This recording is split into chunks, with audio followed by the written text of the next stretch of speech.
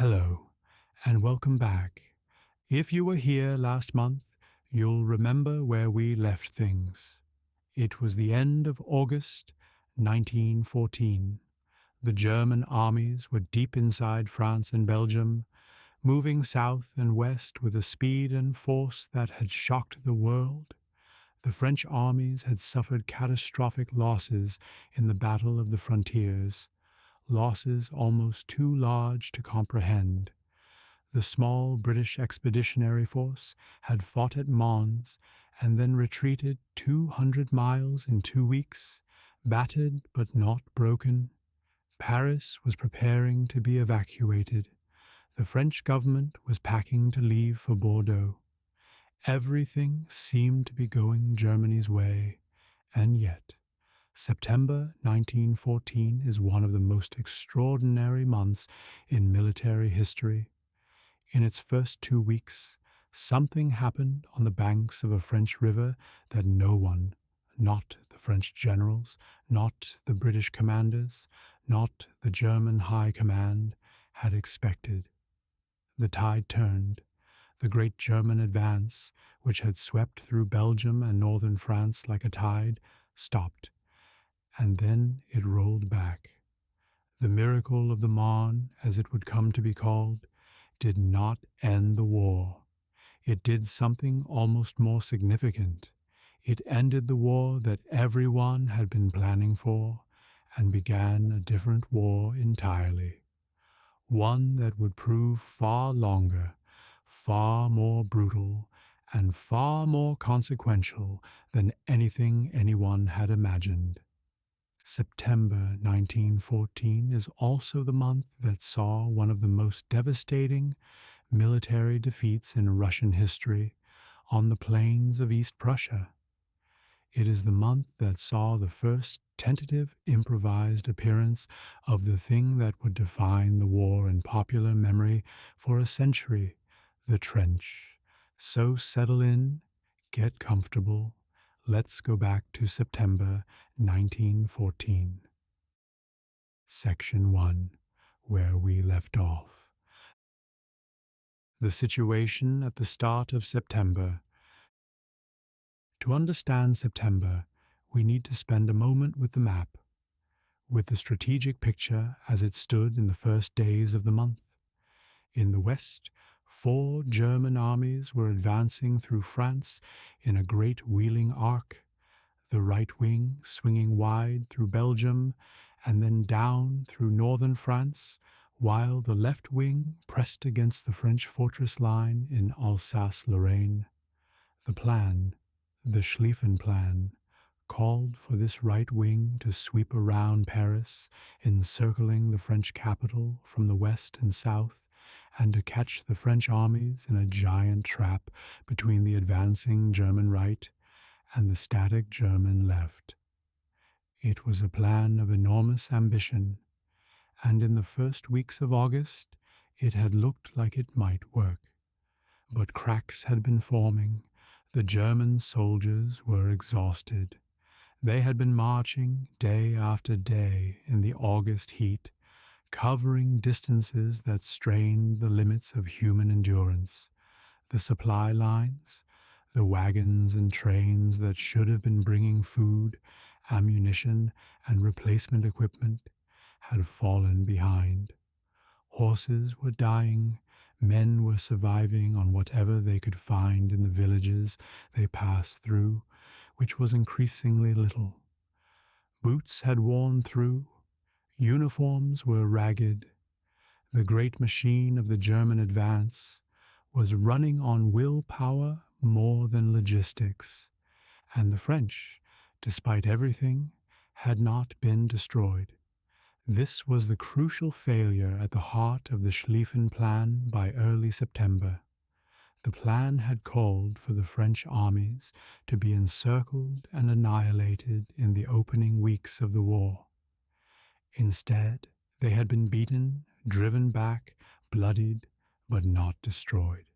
They were still in the field, and their commander, General Joseph Joffre, had been quietly, methodically reorganizing them during the retreat, stripping units from quieter sectors, forming new armies, positioning his forces for a moment he believed would come. On the German side, decisions were being made that would prove fateful. The commander of the German right wing, the critical sweeping hook, was General Alexander von Kluck, commanding the German First Army. As his men advanced south through France, Kluck faced a dilemma. The original Schlieffen Plan called for him to swing west of Paris, encircling the capital. But by early September, his army was exhausted, his supply lines were stretched thin, and he was receiving intelligence not entirely accurate that the French forces to his east were more immediately dangerous than he had realized. Kluck made a decision that would change the course of the war. He turned his army east toward the Marne River rather than continuing southwest to go around Paris. He was chasing what he thought was a broken French force. He was going to try to cut it off and finish it. What he did not know, what no one on the German side fully understood, was that in turning east he had exposed his right flank, and that between his army and the next German army to his east, a gap had opened, a gap that the French and British were about to notice. Section 2. The Miracle of the Marne. September 5th to 12th, 1914. The first days of September were, in Paris, days of barely contained panic. The French government had left on September 2nd, transferring to Bordeaux in a move that was practical and prudent, but deeply demoralizing. The military governor of Paris, General Joseph Gallieni, was left to defend the capital. He was 65 years old, had come out of retirement for this role, and was a man of considerable intelligence and energy. He looked at the maps. He saw what was happening. And on September 3rd, his aerial reconnaissance, the military use of aircraft was still new, but the French had adapted to it quickly, reported something remarkable. The German First Army under Kluck had turned east. Gallieni understood immediately what this meant. Kluck's flank was exposed. The vast, sweeping right hook of the German advance had turned inward, and the exposed flank was now visible to the forces around Paris, including a newly formed French army, the 6th, under General Michel Joseph Monuri, which had been assembled specifically to defend the capital. Gallieni went to Joffre. He urged an immediate counterattack against Kluck's exposed flank. Joffre, with his characteristic deliberateness, had already been thinking along similar lines. He had been waiting for the right moment, building his reserves, repositioning his forces. After a brief but crucial delay, every hour mattered. Joffre agreed. The counterattack would begin on September 6th. On the evening of September 4th, Joffre issued his order of the day to his armies. It was one of the most significant military communications of the war. He told his men that the moment had come, that they had retreated far enough, that the army that could not advance must be prepared to hold its ground and be killed in place, rather than give up another step. A unit which can no longer advance, he wrote, must, regardless of the cost, hold its ground and be killed on the spot, rather than draw back. The French armies, which had been retreating for 2 weeks, stopped, turned around, and prepared to attack. What happened next has passed into legend. The Battle of the Marne, officially the First Battle of the Marne, began on September 5th and lasted until September 12th. It was not a single battle so much as a series of interconnected engagements stretching across a front of more than 200 miles, from Paris in the west to the fortress region of Verdun in the east. Hundreds of thousands of men on both sides were engaged. The fighting was ferocious and costly. Neither side had any significant advantage in position. This was not a battle where one army attacked from a hilltop and another from a valley. It was fought across the agricultural plains and gentle hills of the Île-de-France, in vineyards and orchards and villages, along river crossings and country roads. The key to understanding the Marne is the gap. As Kluck's First Army had turned east, it had moved away from the German Second Army to its right. A gap had opened between the two German forces, a gap of perhaps 20 to 30 miles in which there were no significant German forces at all. German cavalry was supposed to screen this gap, but cavalry screening was not the same as a solid defensive line. The British Expeditionary Force, retreating southward, stumbled toward this gap almost accidentally. The British commander, Field Marshal Sir John French, had been thoroughly demoralized by the retreat from Mons and was in some of his darkest hours. He had, in the first days of September, been contemplating withdrawing his forces entirely from the French line to refit and recover. It took personal intervention from the British Secretary of State for War, Lord Kitchener, traveling to France for an emergency meeting, to persuade Sir John French that the BEF must remain in the line and participate in the counterattack. And so the BEF advanced into the gap. It was not a dramatic advance.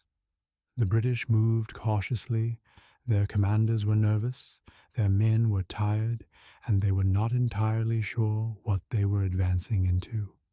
At times, British units advanced 8 or 10 miles without encountering significant German resistance, because there was none to be found. The gap was real. On Kluck's flank, the French Sixth Army under Marne attacked. It was a brutal fight. Kluck pulled units from his eastern flank to meet the threat from the west, and for several days the battle swung back and forth. The French Sixth Army, outnumbered and outgunned, was close to breaking at several points. And then came the taxis.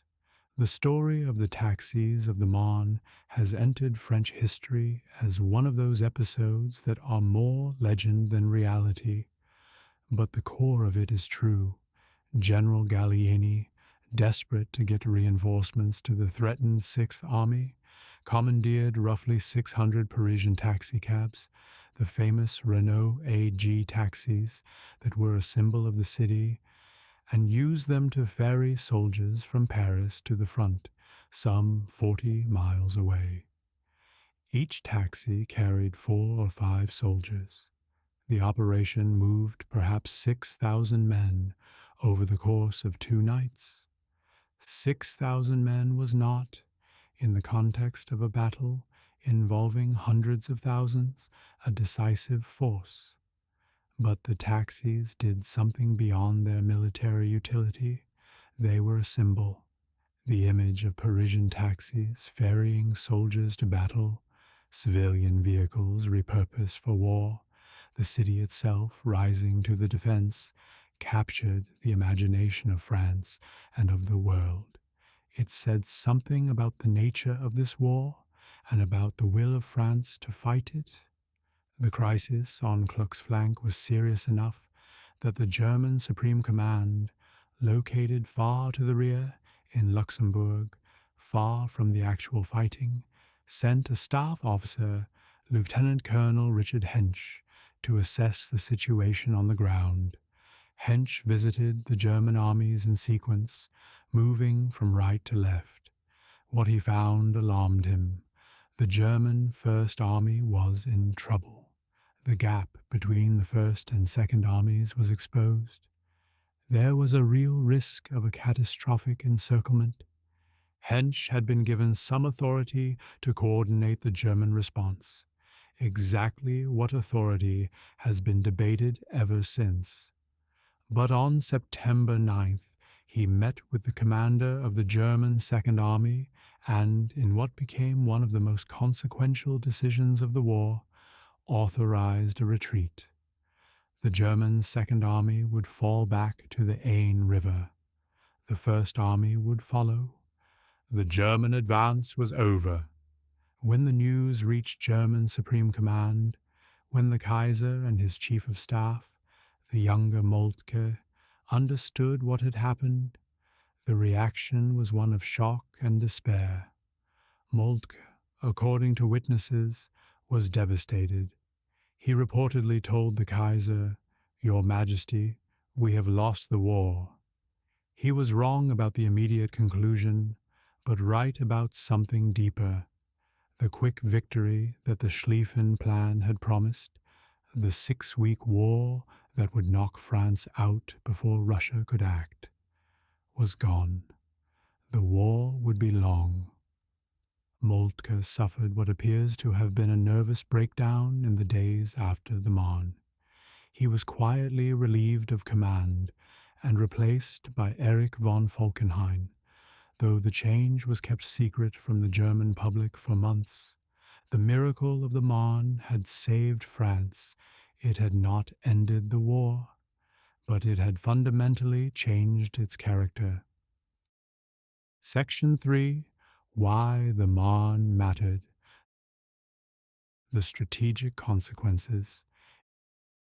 It is worth pausing to understand why the Battle of the Marne was so significant, because its significance is not always immediately obvious. The Germans retreated, yes, but they did not retreat very far. They fell back to the Aisne River, some 40 to 60 miles north of the Marne. They dug in, and when the French and British armies advanced in pursuit, they found the Germans waiting for them on the high ground north of the river in positions that were difficult to attack. So the Marne did not end the war. It did not drive the Germans out of France. When September ended, there were still hundreds of miles of German-occupied French and Belgian territory. The war was still very much on. What the Marne did was close off one possibility and open another. The possibility it closed was a quick German victory in the West. The Schlieffen Plan had been predicated on knocking France out of the war in 6 weeks. 6 weeks had come and gone, and France was still fighting.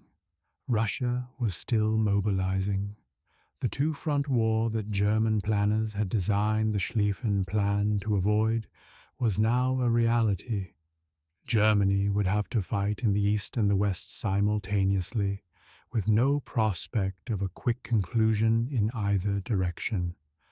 The possibility the Marne opened was a long war of attrition, of endurance, of industrial production, and national willpower. This was the kind of war that, in the long run, would tend to favor the Allies, who had access to the resources of the British Empire, the manpower of Russia and France, and, potentially, the industrial output of the neutral but sympathetic United States. Germany was a landlocked power with a navy that couldn't break out of the North Sea. Over a long war, the economic pressure would build. None of this was clear in September 1914. What was clear was that the immediate crisis had passed. Paris would not fall. France would not capitulate. The war would go on, and the French knew it. There was no celebration in Paris like the celebrations of August. Those now seemed very far away. What there was, instead, was a grim, quiet relief, and a settling into the understanding that this was going to be a very long struggle. Section 4. The Battle of the Eisen. The First Trenches. When the German armies retreated to the Aisne River after the Marne, they did something that would define the next 4 years of the war. They dug. The Aisne is a river that flows east-west through the gentle hills of northern France. North of the river, the ground rises to a long ridge, the Chemin des Dames, the Ladies' Road, so named because it had once been a route used by the daughters of Louis XV to travel between royal residences. This high ground overlooking the river was a natural defensive position of great strength. The Germans occupied it and began to fortify it. When the French and British armies arrived in pursuit, they found themselves looking up at the German positions from the valley floor. Attacking uphill against a prepared enemy was exactly the kind of operation that the weapons of 1914 made catastrophically costly. But the commanders ordered attacks anyway, because that was what commanders did. Because no one had yet fully absorbed the lesson that the weapons of 1914 made direct assault almost suicidal. The Battle of the Aisne began on September 13th and lasted through the end of the month and into October. It was a grim, attritional affair, nothing like the sweeping movement of the previous weeks. Units attacked, were cut down, withdrew, attacked again. The ridge was not taken, the Germans held, and as the weeks went on, both sides began to dig more systematically. The trench, as a military feature, was not new. Soldiers had been digging field fortifications since ancient times. In the American Civil War, by the end of the conflict, extensive trench systems had appeared around Petersburg and Richmond. But what happened in France in the autumn of 1914 was different in scale and character from anything that had come before. The trenches of 1914 began as improvised shelters, men digging with their entrenching tools, hollowing out a position in the earth to give themselves some protection from the fire that was everywhere. A hole in the ground meant you were below the surface, and below the surface you were harder to hit. It was elementary, but it was survival. As the fighting at the Aisne continued without resolution, the improvised holes became connected, connected holes became trenches. Trenches were deepened and widened.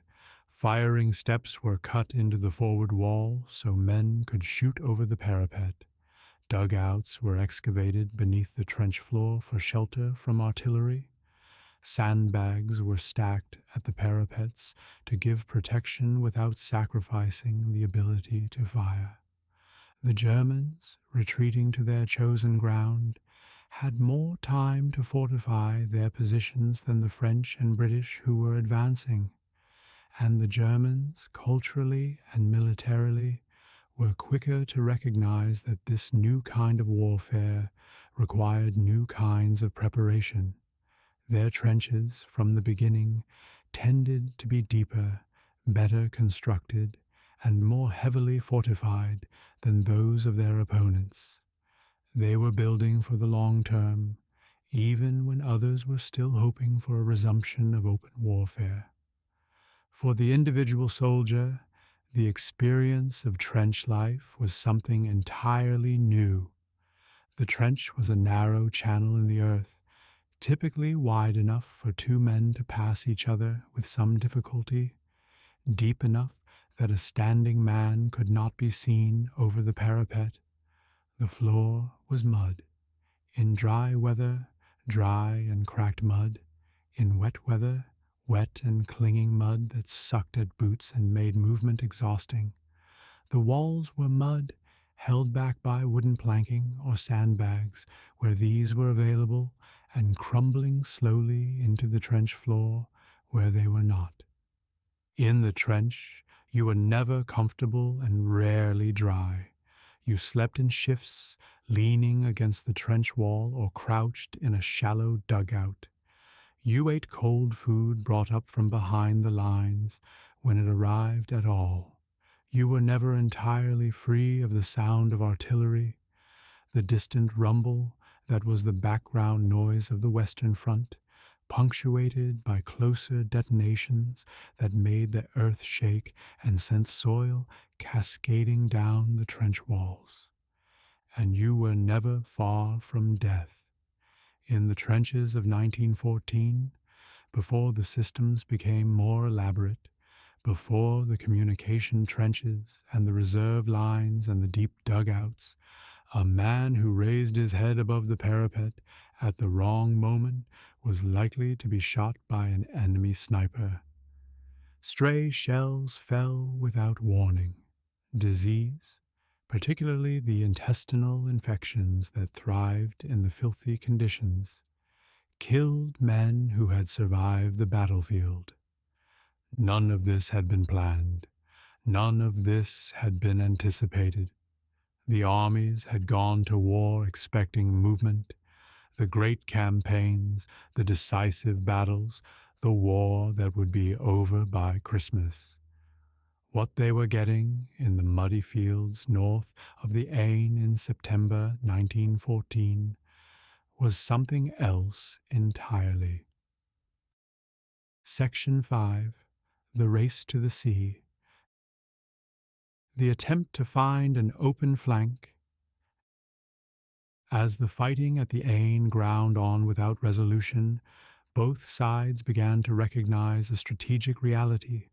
The line had to end somewhere. The front in France ran from the Swiss border in the east, where the mountains and the fortress line made any movement impossible, to somewhere north of the Aisne in the west. And north of the current line there was open country, unoccupied by either army, stretching all the way to the English Channel coast.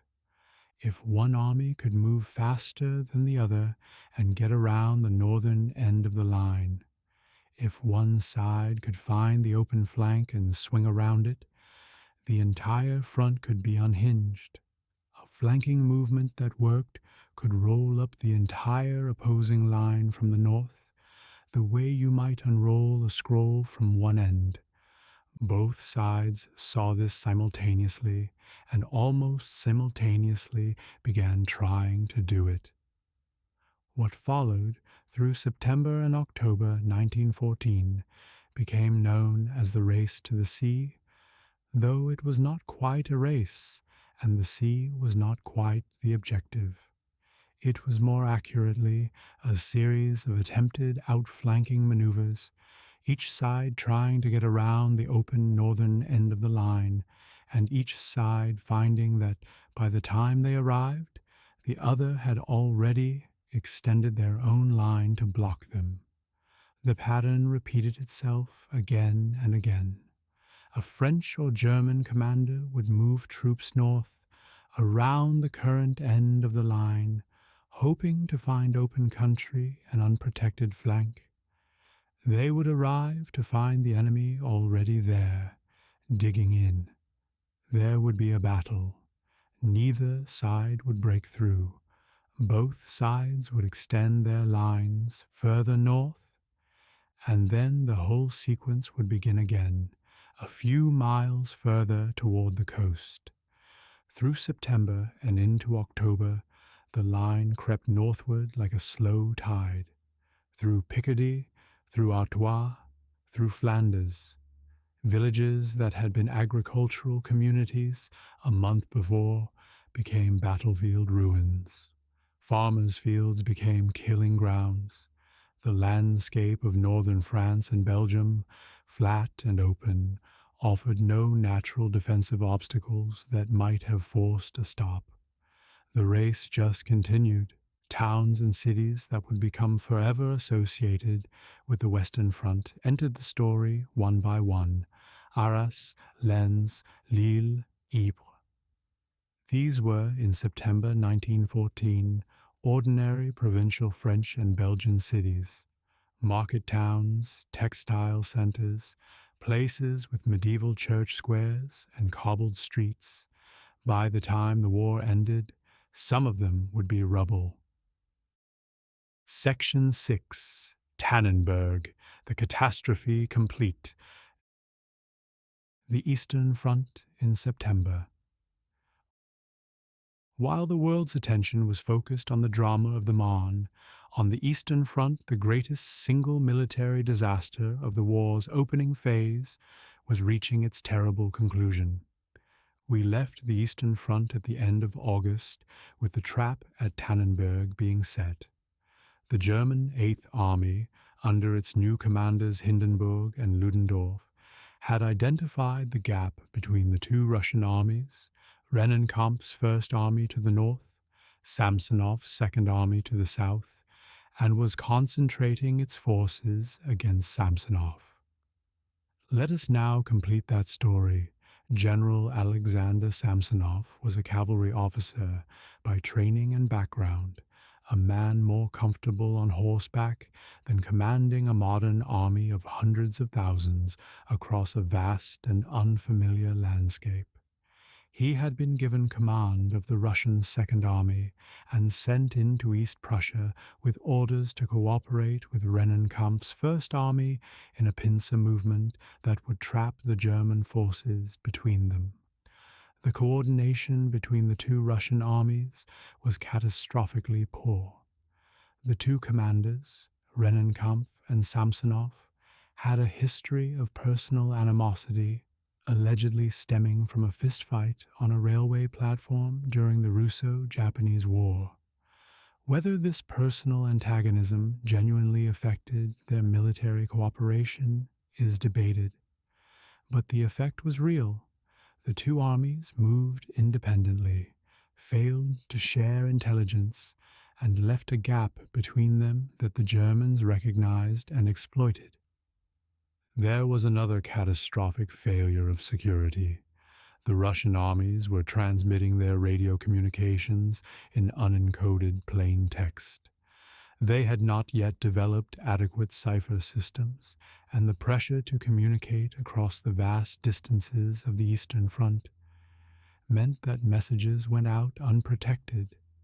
The Germans intercepted these transmissions and read them.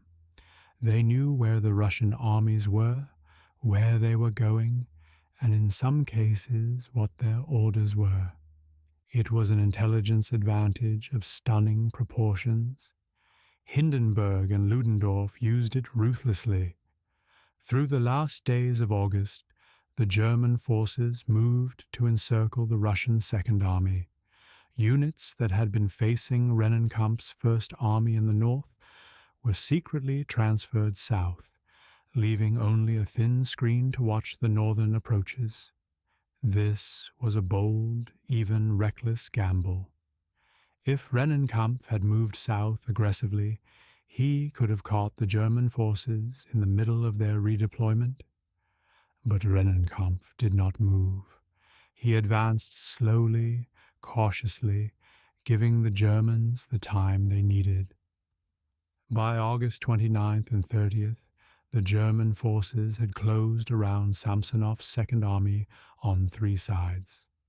The Russian forces were advancing into a trap without fully understanding their danger. The fighting that followed, across the lakes and forests of East Prussia, was brutal and chaotic. Russian units that tried to break out of the encirclement found German forces blocking every exit. Units that tried to hold ground were overwhelmed. The Russian Second Army, which had entered East Prussia with roughly 150,000 men, was systematically destroyed over the course of several days. The scale of the catastrophe was almost beyond comprehension. By the time the fighting ended in the first days of September, over 90,000 Russian soldiers had been taken prisoner. Tens of thousands more were dead or wounded. Russian artillery, hundreds of guns, had been captured. Several Russian corps had ceased to exist as military formations, and General Samsonov was dead. On the night of August 29th, as the collapse of his army became clear, Samsonov rode into the forest with a small party of officers, attempting to escape the encirclement. The party became lost in the dark woodland. Samsonov, who suffered from asthma and was physically exhausted, fell behind. During the night, separated from the others, he shot himself. He was 55 years old. He had commanded the Second Army for less than 2 weeks. The Germans named their victory Tannenberg, deliberately choosing a name that evoked a medieval battlefield where the Teutonic Knights had been defeated by a Slavic army 5 centuries before. It was an act of historical memory, of symbolic reversal. The humiliation of 1410 was avenged in German consciousness by the triumph of 1914. For Russia, Tannenberg was a catastrophe of the first order. An entire army had been destroyed. A general had killed himself. The myth of Russian military invincibility, a myth that had never been particularly well founded, but had been politically important, was shattered. And yet, in a broader strategic sense, the disaster was not as decisive as it appeared. Russia was so large, its manpower reserves so vast, that even the loss of 100,000 men was something it could absorb, at least in the short term.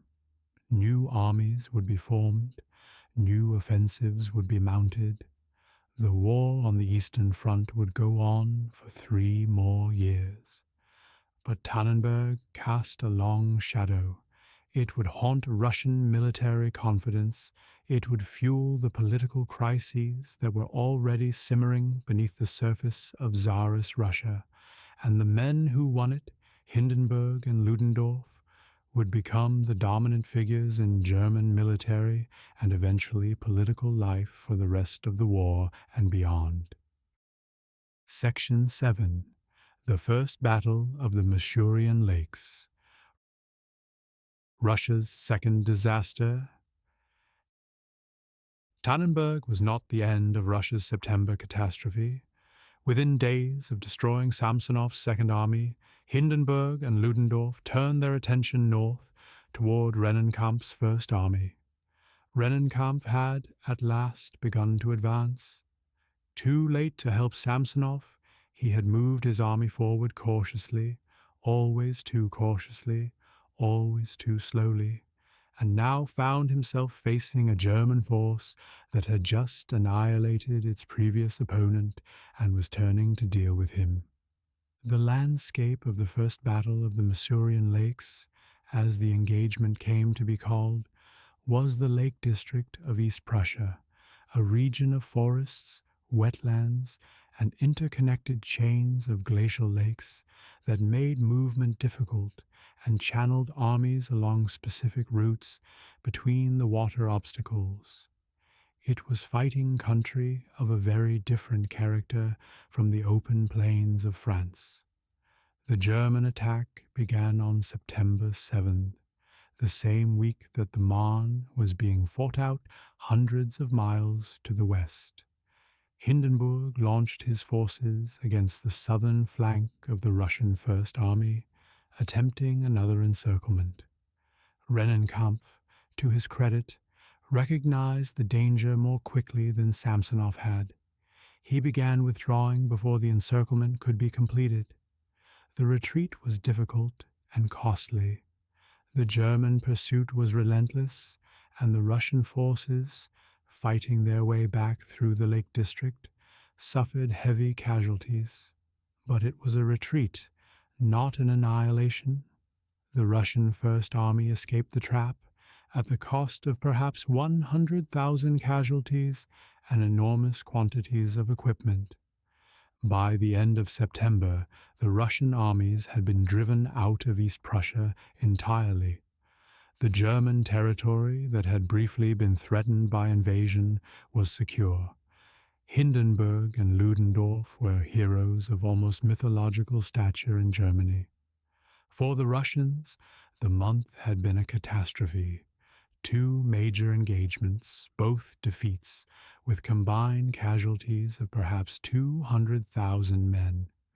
The opening of the war had been as disastrous on the Eastern Front as it had been dramatic and ultimately hopeful on the Western Front. And yet Russia would keep fighting. That stubbornness, that vast capacity to absorb punishment and continue, was one of the defining characteristics of Russia's war, and one of the most strategically significant facts about the broader conflict. Section 8, Belgium, the fall of Antwerp begins. The war spreads. While all of this was happening, the Marne, the Aisne, Tannenberg, the Masurian Lakes, there was another story unfolding in Belgium that deserves attention. The Belgian army, after its fighting retreat in August, had pulled back to the great fortified port city of Antwerp on the north coast. Antwerp was one of the strongest fortresses in Europe, a city surrounded by a ring of modern forts built after the lessons of previous wars, supplied by sea and capable of sustaining a long siege. The Belgian army inside it, though battered, was still in being. Antwerp mattered for several reasons. It was a significant port, one of the largest in Europe. It had symbolic importance. It was Belgian territory, held by Belgian forces, a demonstration that Belgium had not been entirely conquered, and it posed a strategic threat to the German lines of communication through Belgium. As long as a Belgian army sat in Antwerp, it could in theory sally out and threaten the German rear. Through September, the Germans maintained a loose investment of Antwerp while concentrating their main forces on the Marne and the Aisne. But toward the end of the month, as the front in France began to stabilize, German attention turned more directly to the Belgian fortress. Heavy German siege artillery, the same guns that had smashed the forts at Liège in August, began to be moved up toward Antwerp. The Belgian government inside the city watched the preparations with alarm and sent urgent appeals for help to Britain and France. The story of Antwerp would play out more fully in October, but the seeds of its fall were planted in September, and the fate of the city and the chaotic, dramatic events that surrounded its evacuation would shape the final phase of the race to the sea and the establishment of the front line that would define the war for the next 4 years. Section 9. The View from the Trenches. Life in the New Kind of War. By the end of September 1914, something had changed that no one could quite articulate yet, but that every soldier in France and Belgium could feel. The war had stopped moving. The great marches of August, the German sweep through Belgium, the French offensives in Alsace-Lorraine, the BEF's retreat from Mons, all of that belonged to a different phase of the war, one that was already beginning to feel distant. Now the armies were digging. Now the front line was hardening. Now the war was about holding ground rather than taking it. For the individual soldier, the difference was not immediately obvious in terms of danger. The trenches of September 1914 were, if anything, more dangerous in some ways than the open battles of August, because the enemy was always close and the artillery was constant. But the character of the danger was different. In August, the danger had been immediate and personal. The charge, the ambush, the retreat under fire. In September, The danger was something slower and more pervasive. It was the sniper's bullet at dawn. It was the artillery shell that fell without warning. It was the slow attrition of a position held against enemy pressure day after day. The physical conditions in the early trenches were abysmal. September in northern France and Belgium is a wet month. The rains began in mid-September and did not stop. The fields of Flanders and Picardy, already churned up by the fighting, turned to mud. The trenches filled with water. Soldiers stood in water up to their ankles, then their knees. The mud was a specific kind. The clay-rich soil of the low-lying areas of Belgium was particularly heavy, particularly clinging, particularly miserable. It stuck to everything. It got into everything. Men's feet, standing in cold water for days, began to suffer from what would later be called trench foot, a condition similar to frostbite, caused by prolonged cold and wet, in which the tissue of the feet breaks down, becoming numb and then enormously painful, and in severe cases requiring amputation. The food situation was difficult. Getting hot food to men in the trenches was complicated by the fact that cooking fires were visible to the enemy and drew fire. Cold food, bread, tinned meat, biscuits, was the staple. Tea, the great British consolation, was brewed under improvised cover. The French had their pinard, the rough red wine that was issued to soldiers as a standard ration. The Germans had their Kommissbrot, the dense commissary bread. None of it was enough to sustain men working in cold and wet conditions, and the caloric deficit added to the general misery. Sleep was stolen in fragments. The rhythm of trench life established itself during these early weeks and would persist, with variations, for the next 4 years.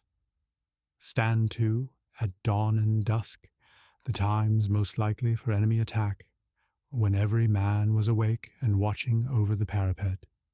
The daylight hours of patrol, repair, observation. The night time, when most work was done, wiring parties that went out into no man's land to repair or extend the barbed wire, carrying parties that brought supplies forward from the rear, working parties that deepened the trenches or dug new communication trenches connecting the front line to the reserve positions. It was exhausting, filthy, dangerous, and utterly unlike anything the men had imagined when they had marched off to war in August. The officers, for the most part, shared the discomfort of their men, though they had slightly better shelter and slightly better food. Junior officers, the second lieutenants and lieutenants who commanded platoons, were among the most exposed, since leadership required visibility, and visibility in the trenches often meant exposure to enemy fire. The casualty rate among junior officers was savage. Letters home from those September weeks capture a strange mixture of emotions. There is the expected fear and discomfort. There is homesickness, a longing for ordinary life, for the smell of a kitchen, the sound of family voices, the texture of a familiar chair. There is, surprisingly often, a kind of dark humor. Soldiers making jokes about their situation, finding absurdity in the misery, which was a psychological defense mechanism as much as anything else. And there is, in some of the letters, a quality that would grow stronger as the war went on, a kind of stoic endurance, a determination to see it through, even without any clear sense of when through might arrive. The question of how long the war would last was one that no one could answer. The confident predictions of August, over by Christmas the boys will be home for the new year, were becoming harder to maintain as September wore on. The Marne had stopped the German advance, but it had not broken the German army. The trenches were forming, the front was solidifying. The mood on both sides, as autumn began to settle over the fields of France, was one of grim determination, leavened with a growing unwelcome suspicion that this was going to be a very long time. Section 10. The People of September. Soldiers, civilians, and the world watching. In September 1914, the war was beginning to reveal itself to the wider world in ways that the first weeks had only hinted at. The casualty lists were growing. In every country at war, the newspapers, which in 1914 were the primary medium of mass communication, the internet of their age, published the names of the dead and wounded in long, dense columns of small print. These lists were how ordinary people learned whether someone they knew had been killed. They were read with a mixture of dread and compulsion, the eye drawn down the column, searching for a name, hoping not to find it. In France, the lists from August and September were devastating. The catastrophe of the frontiers had killed roughly 300,000 French soldiers in the first 6 weeks of the war. The Marne had cost tens of thousands more on both sides. Every village, every city, every family in France was touched. The schoolteacher who had been the pride of his village, the young farmer who had married the previous spring, the postman, the blacksmith, the baker's son. The French government had made a decision early in the war not to publish official casualty figures, partly to avoid demoralizing the public and partly out of a genuine uncertainty about the numbers, which were almost impossible to compile accurately in the chaos of the opening battles. This silence, meant to be protective, had an unintended effect. It left the scale of the losses to be communicated entirely through the personal, through the letters of notification, the stopped watches, the personal effects returned to families by the army. In Britain, the casualty lists from the retreat from Mons and the subsequent fighting were smaller in raw numbers. The BEF was a much smaller force than the French army, but still shocking to a country that had not yet absorbed the fact of modern industrial warfare. The names on the lists came from every corner of the country, from the industrial cities of the north, from the agricultural counties of the south, from Wales and Scotland and Ireland. The regimental system of the British Army meant that regiments were recruited from specific geographic areas, and when a regiment suffered badly, the losses fell heavily on a particular community. Whole streets might lose a son.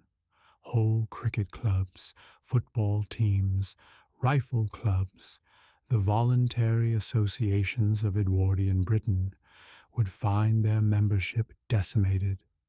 The German public was receiving a different story. The German government and military were tightly controlling the information available to ordinary citizens. The advance through Belgium and France had been presented as an unbroken series of victories, which in the immediate tactical sense it had been. The Marne was not presented as a defeat. It was presented as a strategic withdrawal to prepared positions. The German public did not know in September 1914 that the quick war they had been promised was already impossible, that the Schlieffen Plan had failed, that their chief of staff had collapsed and been secretly replaced. The gap between what the German public believed and what was actually happening would widen throughout the war, and the eventual revelation of the truth, in 1918, when the war ended not in the glorious victory that had been promised, but in an armistice signed under desperate circumstances, would produce a trauma that poisoned German politics for a generation. In the neutral countries, the United States, Italy, the Scandinavian nations, the Netherlands, the war was watched with a mixture of horror, fascination, and calculation. American newspapers covered the conflict extensively. American businesses were already beginning to understand that a long European war meant economic opportunity, that France and Britain would need to buy war materials, and that America was positioned to supply them. American families with relatives in the combatant nations worried and wrote letters. The question of whether and when America might be drawn in was already being asked quietly in Washington. The Ottoman Empire was still neutral in September, though its sympathies were becoming clearer.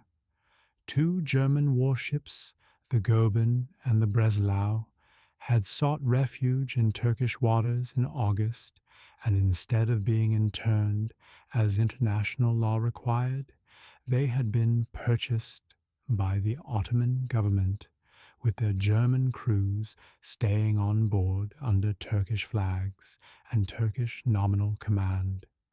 This transparent fiction was a clear signal of where Ottoman sympathies lay. The war in the Middle East was coming, though it had not yet begun. In Japan, which had declared war on Germany in late August, operations were underway against German colonial possessions in the Pacific. The German-held islands of the Marianas, the Carolines, and the Marshalls were being occupied. The German naval base at Kiaochou in China was under siege. Japan was acquiring, with relatively little effort and at someone else's expense, a significant expansion of its Pacific empire. This would have consequences that stretched far beyond 1914. And in Serbia, small, battered Serbia, which had repulsed the first Austro-Hungarian invasion in August, the second invasion was being prepared. The Austro-Hungarian High Command, humiliated by the initial repulse, was assembling a larger force for another attempt. Serbia, which had already been fighting intermittently since 1912, was girding itself for more of what it had come to know well, the brutal, costly, close-fought warfare of the Balkans. Section 11. The Cost of September. Numbers and what they mean. By the end of September 1914, 2 months into the war, the human cost was already staggering by any historical standard. France had lost approximately 300,000 men killed in August. September added tens of thousands more. The fighting at the Marne, the Aisne, and in the ongoing battles of the frontiers. The total French dead by the end of September 1914 approached, by some estimates, 400,000 men. This was in the equivalent of 60 days of war. To put that in some context, the United States, in its entire involvement in the Vietnam War, a conflict that stretched over more than a decade, lost approximately 58,000 men killed. France lost more than that in a single week of August 1914. Germany's losses were comparable. The battles of the Marne and the Aisne had been costly for the attackers and the defenders alike. German casualty figures from this period are harder to establish precisely, but the losses were enormous. Hundreds of thousands of men dead, wounded, or captured in the opening weeks. Russia, with the catastrophes of Tannenberg and the Masurian Lakes, had lost perhaps 200,000 men in East Prussia alone by the end of September, with comparable losses in the fighting in Galicia to the south, where Russian and Austro-Hungarian armies had been fighting a massive, swirling campaign that had seen enormous casualties on both sides. Austria-Hungary's losses in Galicia were severe enough to threaten the long-term cohesion of the Austro-Hungarian army. The professional officer corps, the career soldiers who provided the institutional knowledge and leadership of the army, was being decimated in ways it could not easily replace. And Britain, with its smaller force in France, had still suffered thousands of casualties, men who would be mourned by families across the country, and whose places would need to be filled by the volunteers, who were even now training in camps across England and Scotland and Wales. The total military dead from all sides in the first 2 months of the war was somewhere between 700,000 and 1,000,000 men, a number that, when set alongside the specific horror of the trenches, the individual stories of loss, the particular suffering of particular families in particular villages, becomes almost impossible to hold in the mind all at once. There was also the civilian cost. Belgium was almost entirely occupied. The Belgian population, 7 million people, were living under German military rule, subject to requisitions of food and goods, curfews, restrictions on movement, and the constant presence of an occupying army. In some areas, the initial violence of August, the shootings, the burnings, the rape of Belgium, as it came to be called in Allied propaganda, had given way to a more routine occupation, less murderous but still deeply oppressive. In France, the occupied departments in the north and northeast, roughly 10% of France's territory, but a much higher proportion of its industrial and agricultural capacity, were under similar conditions. French civilians in the occupied zone were cut off from the rest of France, dependent on German goodwill for food and fuel as autumn began. And the refugees, the hundreds of thousands of people who had fled the fighting in August, streaming south and west with whatever they could carry, were camped in improvised shelters, in schools and churches and barns across unoccupied France, waiting to go home to houses that in many cases no longer existed. Section 12. The End of the Beginning's Beginning. What September had changed.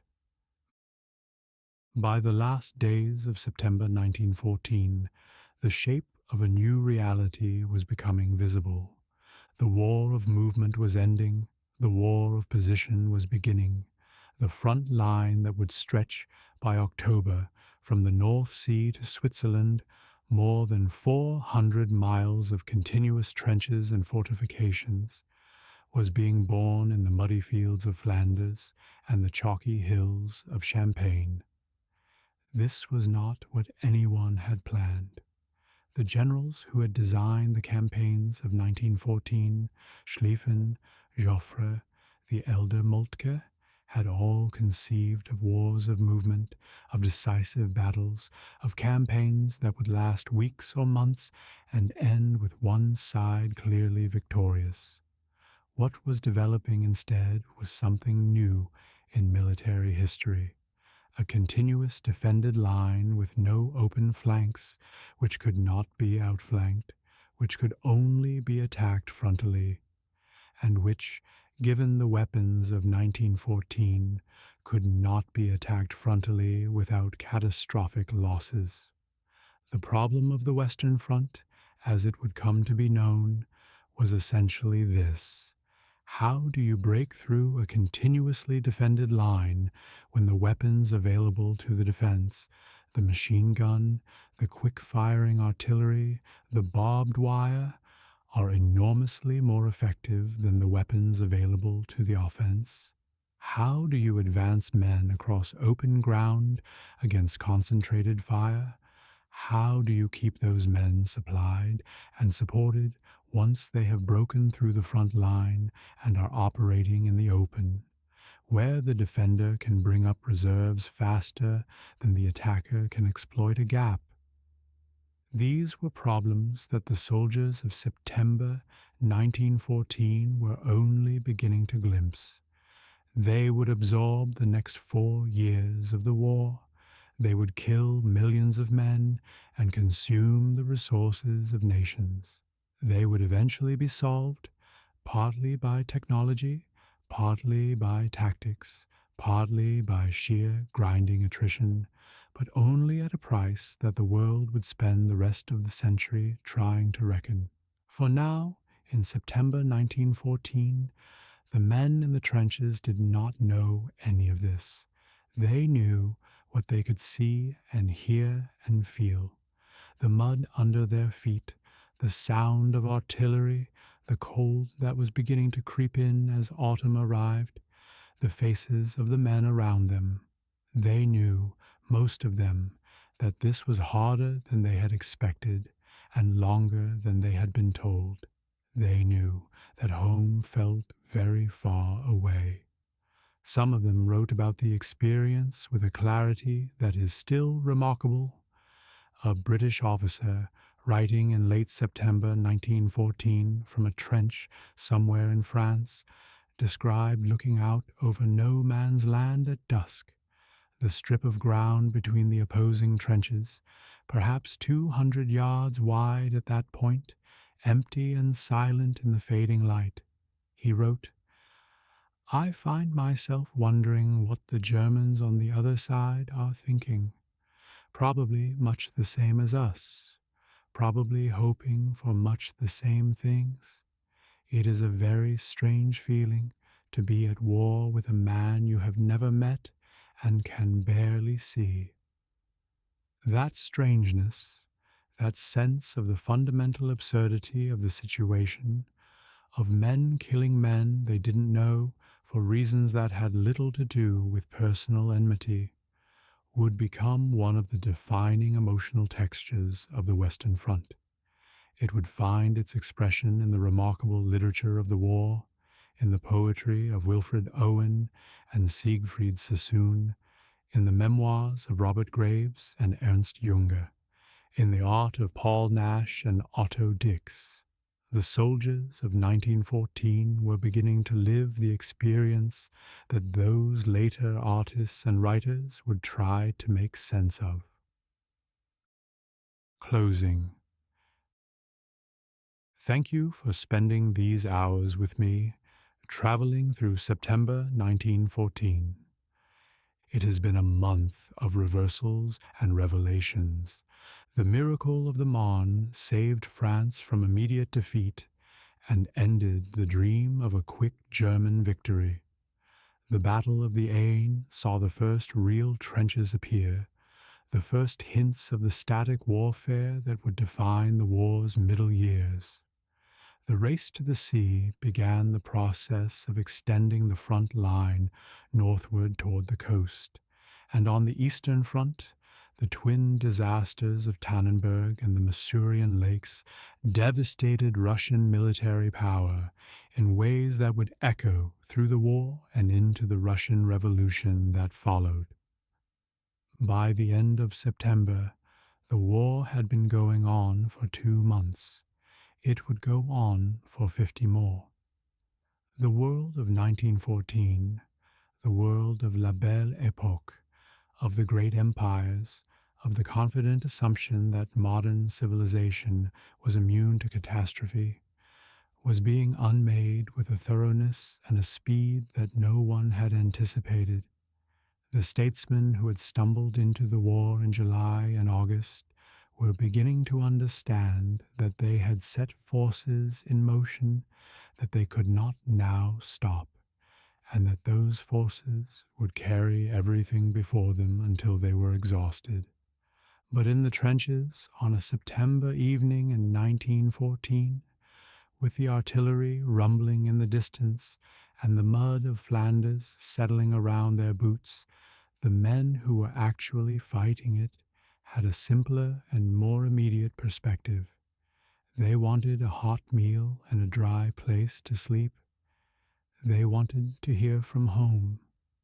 They wanted to know when it would be over. Nobody had an answer to that last question. Not then. Not for a very long time.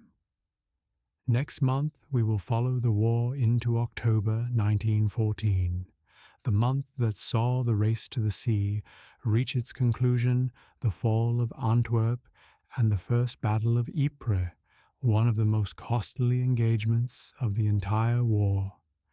It was in October and November 1914, in the fields around a small Belgian city, that the British regular army, the professional soldiers who had been the pride of the empire, was effectively destroyed. And it was there that the front line finally reached the sea, and the possibility of flanking the enemy ended, and the war settled into the form it would hold, with terrible cost and occasional variation for the next 4 years. Sleep well, and we'll meet again next month, in October 1914, in the mud and rain of Flanders, where the last open battles of the war were being fought. End of episode 2.